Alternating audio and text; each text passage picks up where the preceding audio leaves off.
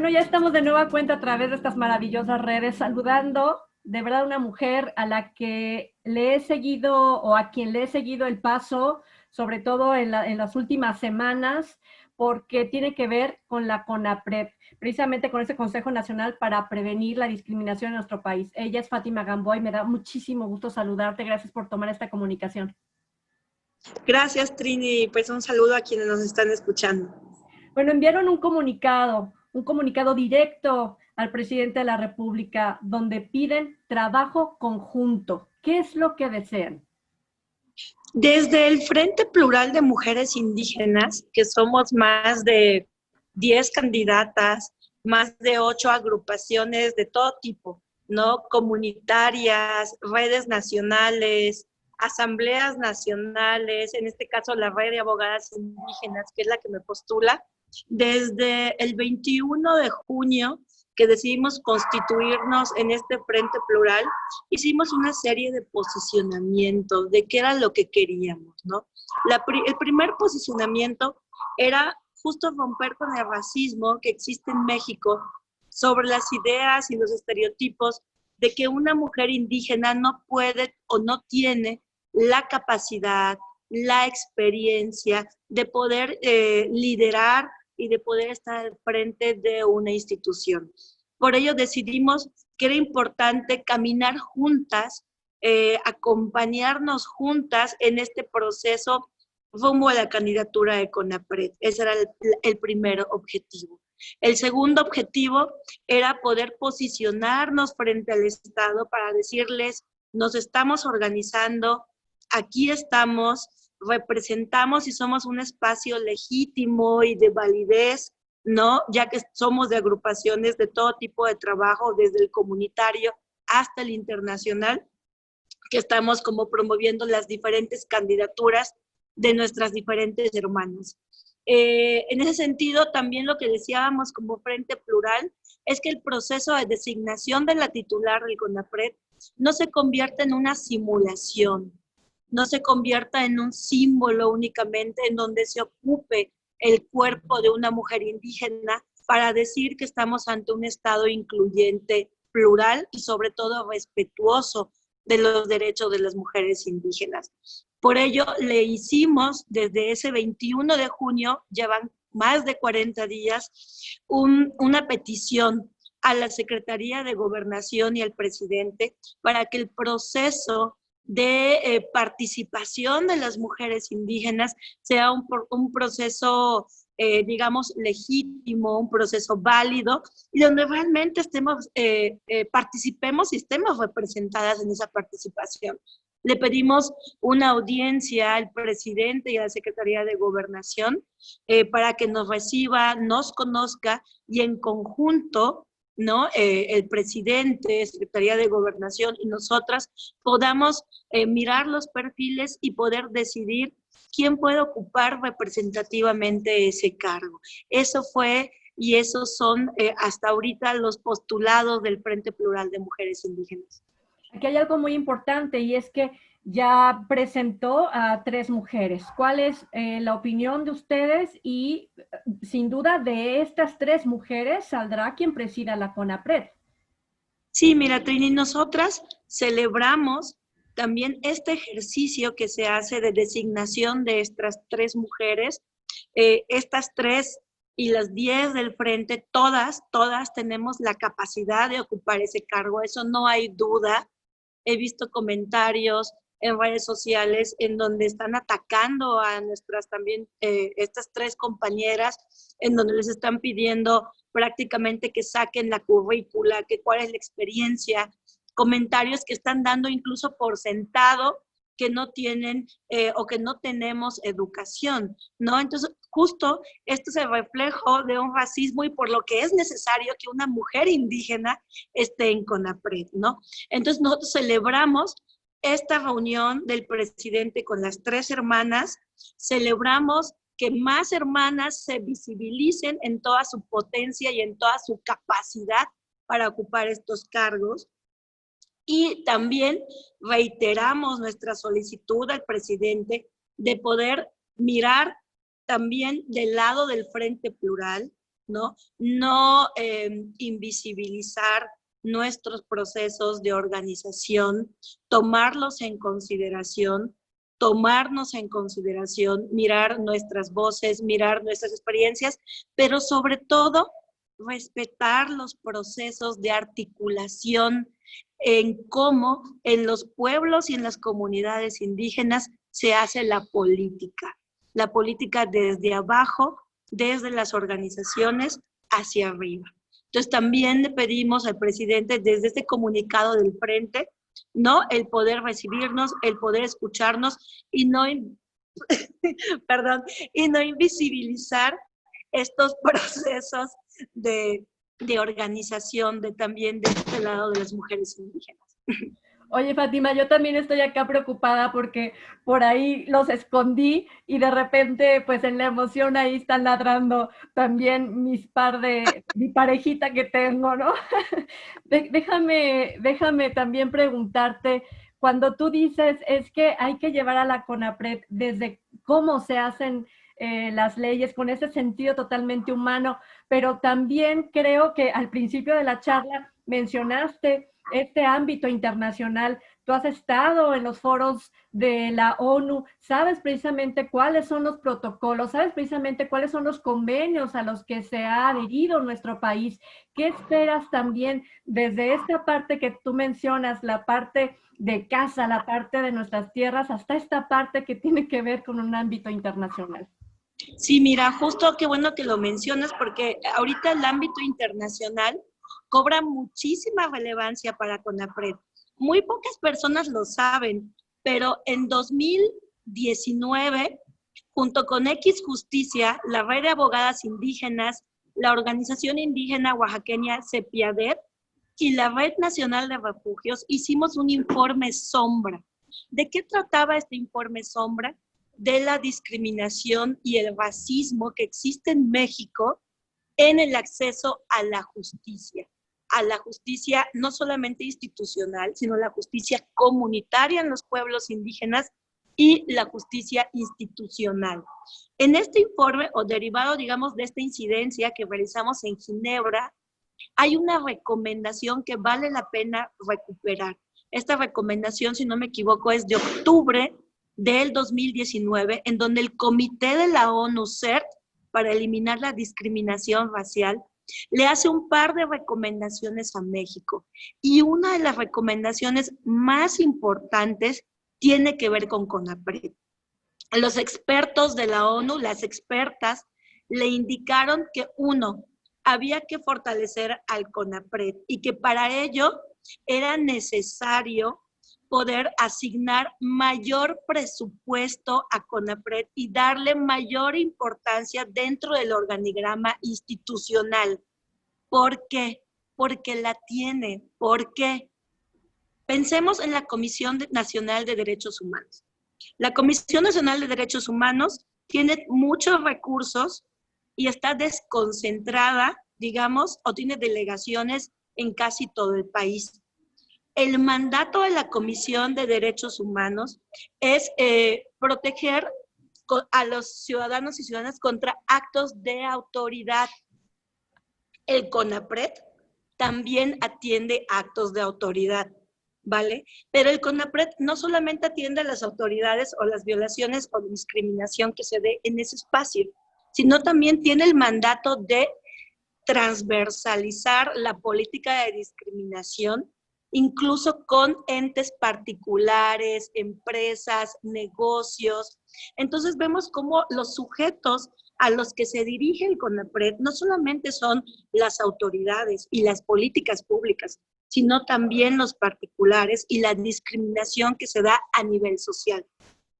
Pensemos en el INMujeres. El INMujeres también tiene muchos mayores recursos que el CONAPRED y su mandato es transversalizar únicamente la perspectiva de género.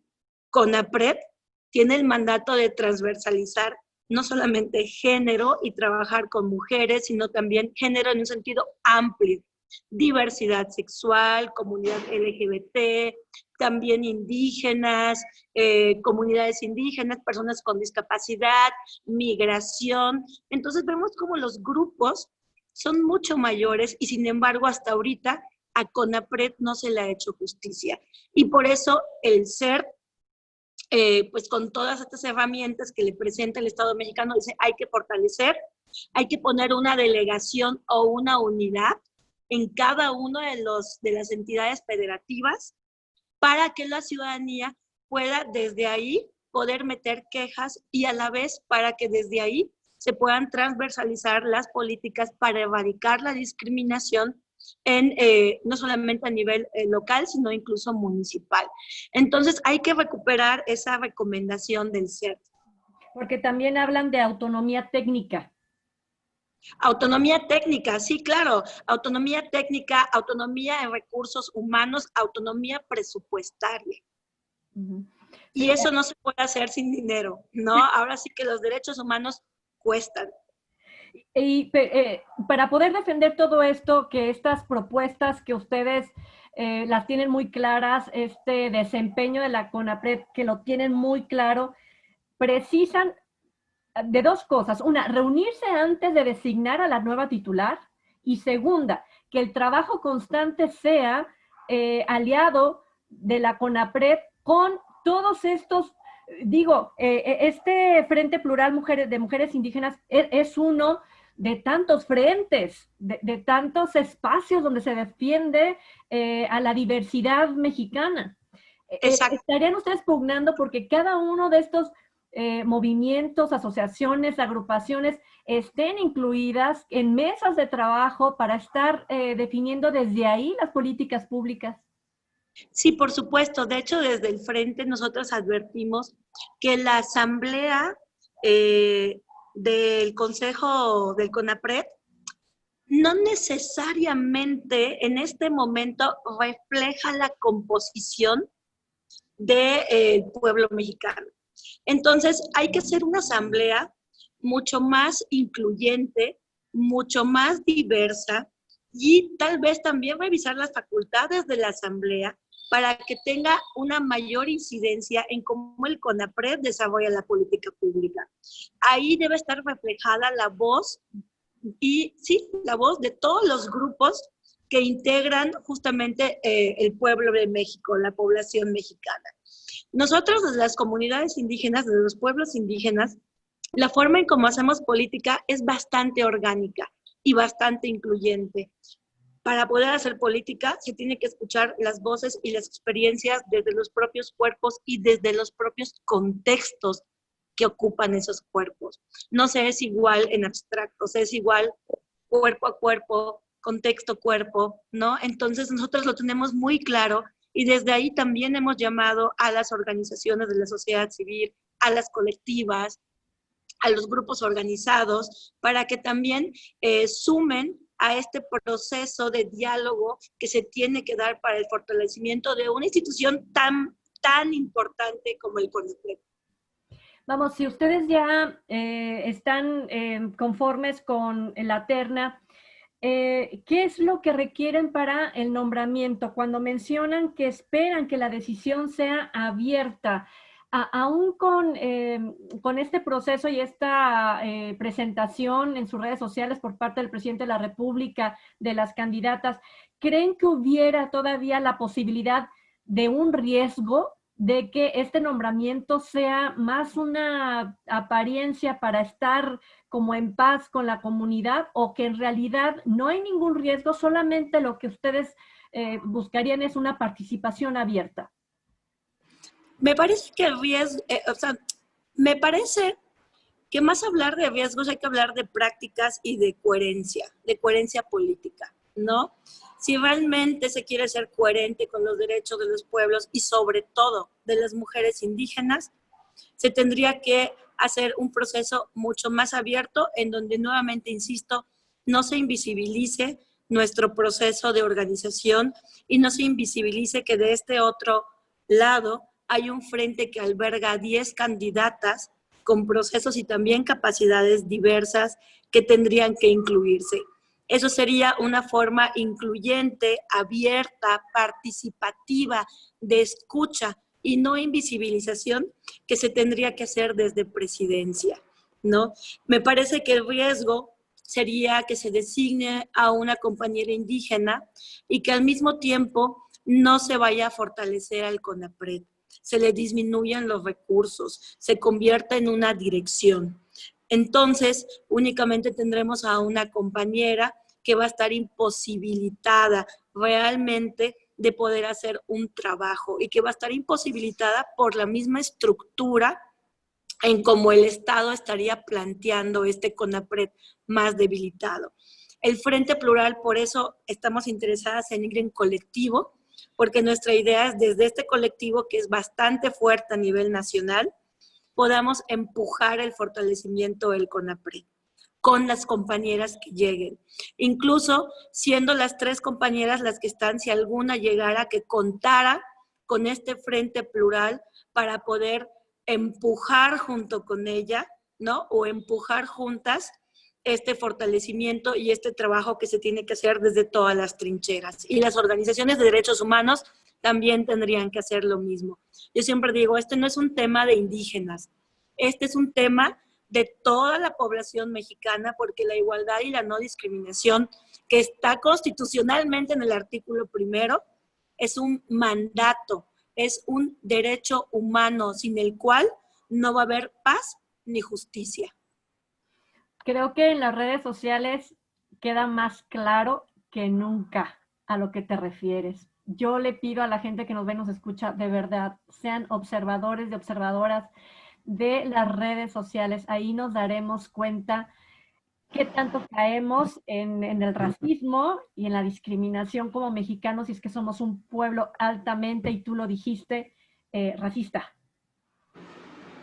Sí, sí, y que miremos nuestras prácticas, ¿no? Cuando hace poco escribí un artículo donde decía, no somos las indígenas de CONAPRED, y que ahí hice justo como un análisis de todos los dichos de la población mexicana sobre estas candidaturas, ¿no? En donde están buscando o a la más indígena desde un racismo. ¿Quién es la más indígena? ¿Quién es la más auténtica? Yo veo muchos auténticos y veo muchas auténticas porque todas somos producto de una historia y de un contexto de discriminación.